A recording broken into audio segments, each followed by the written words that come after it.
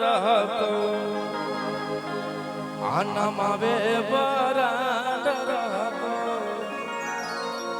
मेरा एक बहुत ही प्यारा सॉन्ग अपने गुरुजी के साथ खेसारी भैया के साथ आया है, केस लड़ लेगी तेरी रानी पिया। कौन कौन सुने हैं? हेलो हल्ला करके बताइए एक बार। चलिए भैया लगाइए। हेलो भैया रोहित जी, इसके लग रहा है सृष्टि गाएगी आपके साथ। ओके भैया पहली बार मगही गाना गाए हैं और आप लोग इतना प्यार दिए कि गाना बज रहा है, अच्छा खासा उस पर रील भी बन रहा है।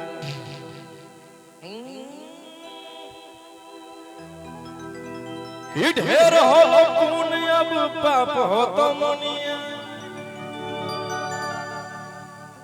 कि राइफल से आज हम बजेबो हारमोनिया। सारा रंगदार के इशारा पर नचैबो, राइफल से आज हम बजेबो हारमोनिया। यही में लड़की का लाइन डाला कि अब सर से ऊपर होता पानी पिया। क्या बात है कि सारा जेल के हम खेल जाना तानी पिया। कैसे लड़ लगी, कैसे लड़ लगी, कैसे लड़ लगी जाओ तेरी रानी पिया। कैसे लड़ लगी जाओ तेरी रानी पिया।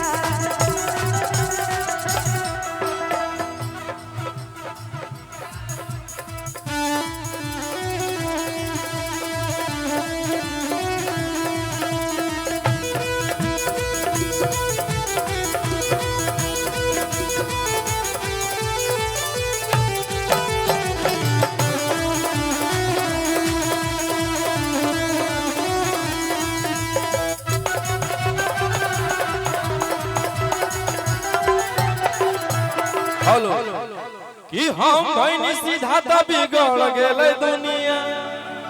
अरे ढेर होलो पुण्य अब पाप हो तो मुनिया कि सारा रंगदार के इशारा पर नचैबो, राइफल से आज हम बजेबो हारमोनिया कि ढेर होलो पुण्य अब पाप हो तो मुनिया।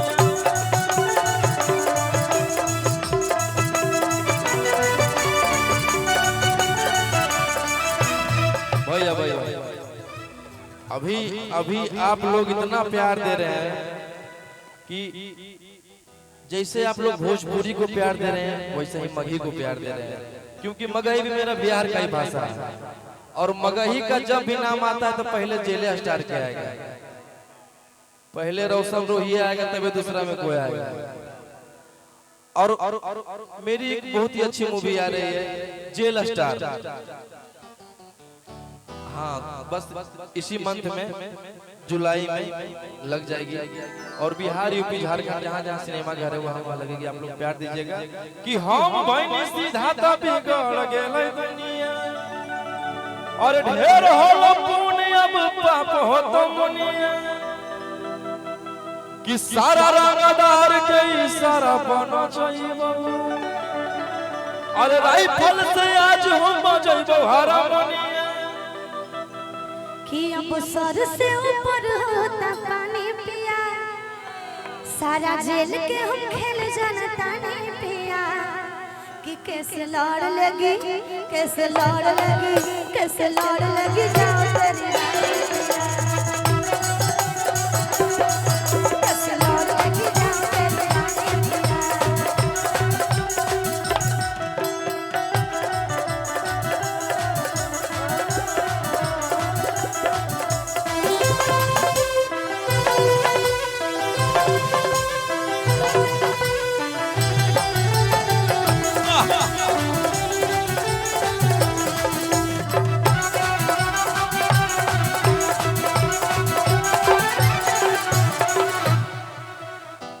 कि छोट मोट होत सही कान रहतो नमवे बारांड रहता। कि नमवे बरांड रहतो। और बहुत ही जेल यात्रा को भी आप लोग बहुत सारा प्यार दिए। जितना भी गाना आ रहा है सारे 100 मिलियन 50 मिलियन कि पंडित जी से छोड़ा तोर देख लियो पतारा